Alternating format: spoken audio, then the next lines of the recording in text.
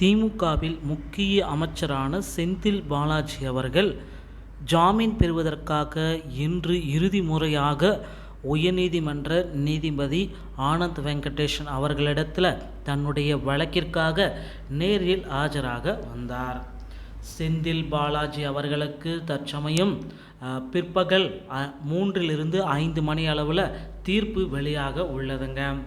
Already இந்த வழக்கிற்கு செந்தில் பாலாஜியுடைய வாதத்தையும் அமலாக்கத்துறையினுடைய வாதத்தையும் கேட்ட நீதிபதி அவர்கள் இன்று தீர்ப்பு மட்டும்தான் வெளியிட போகிறாங்க. கடந்த முறையே நீதிமன்றத்தில் செந்தில் பாலாஜி அவர்கள் தான் எடுத்து வைத்த அனைத்து குற்றச்சாட்டுகளையும் அமலாக்கத்துறைக்கு சரியான ஒரு பதில் சொல்லி செந்தில் பாலாஜி அவர்களுக்கு ஜாமீன் கிடைக்காத ஒரு நிலையே நீதிமன்றத்தில் ஏற்படுத்தியதன் காரணமாக நீதிமன்றத்தில் செந்தில் பாலாஜி தரப்பும் அவர்களும் நீதிமன்றத்தில் கடும் வாக்குவாதத்தில் ஈடுபட்டதாக கடந்த முறையே நீதிமன்றத்தில் சலசலப்பு ஏற்பட்டதுங்க. ஸோ நீதிமன்றத்தில் செந்தில் பாலாஜி வழக்கில் ஒரு பரபரப்பான சூழ்நிலையில் இருந்தது. மீண்டும் இன்று விசாரணைக்கு நேரில் ஆஜராகுவதற்கு காரணமாக இன்றும் நீதிமன்றம் ரொம்ப பரபரப்பாக காணப்பட்டது என்றும் சொல்லப்பட்டதுங்க.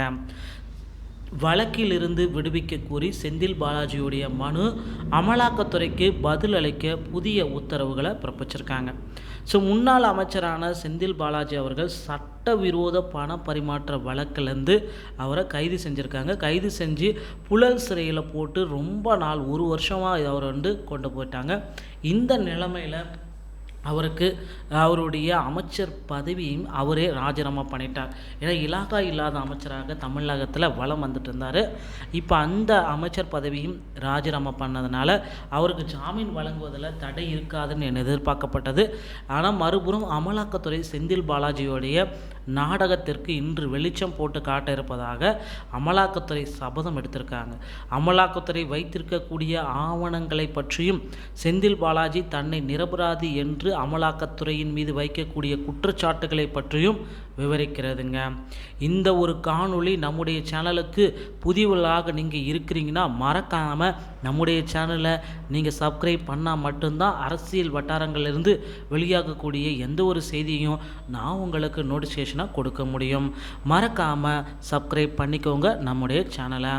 செந்தில் பாலாஜிக்கு எதிரான அனைத்து ஆவணங்களையும் அமலாக்கத்துறை 2 தினங்களுக்கு முன்னாடி தான் நீதிமன்றத்தில் ஒப்படைத்திருந்தாங்க. குறிப்பாக 67,000 கோடி ரூபாய் வரை செந்தில் பாலாஜி ஊழல் செய்வதிருப்பதாக மத்திய குற்றப்பிரிவு 3 குற்றப்பத்திரிகைகள் நீதிமன்றத்தில் ஒப்படைச்சிருக்காங்க.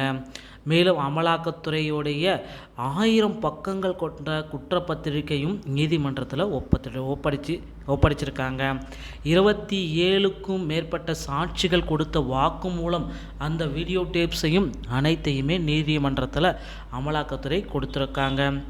எத்தனையோ தவறு செய்திருக்கக்கூடிய செந்தில் பாலாஜி மீது எங்களுக்கு ஒரு துளி கூட நம்பிக்கை கிடையாது. செந்தில் பாலாஜி அவர்கள் ஜாமீனில் வெளியே சென்றால் வெளியே இருக்கக்கூடிய சாட்சிகளை கலைக்க மாட்டார் என்பதில் எங்களுக்கு நம்பிக்கை கிடையாது. இதுவரை சாட்சிகள் இன்னும் நீதிமன்றத்தில் விசாரணையும் செய்யப்படலைங்க. இதனால் உடனடியாக அவருக்கு சிறை தண்டனை விதிக்கணும். அவரை பார்த்திங்கன்னா ஜாமீனில் அனுப்பக்கூடாது அப்படின்ட்டு அமலாக்கத்துறையுடைய கடும் வாதங்களும் எடுத்து வச்சுருக்காங்க. இது எல்லாமே கருத்தில் கொண்டு நம்ம பார்க்குறப்ப செந்தில் பாலாஜியோடைய ஜாமீன் மீண்டும் ஒத்தி வைக்கப்பட்டதுங்க. அவருக்கு 22வது முறையாக மீண்டும் காவல் அனுப்பிச்சிட்டாங்க. ஸோ இதுக்கு அடுத்து பார்த்திங்கன்னா அடுத்த மார்ச் மாதத்தில் அவர் திரும்பவும் ஆஜர்படுத்தியிருக்காரு.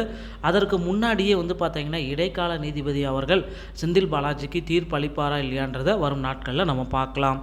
இதை பற்றிய உங்களுடைய கருத்துக்களை நீங்கள் நம்ம சேனலில் பதிவிடலாம். வீடியோ பிடித்திருந்தால் நம்ம சேனலோடு இணைந்திருங்கள். அடுத்த வீடியோவில் சந்திக்கிறேன். நன்றி, வணக்கம்.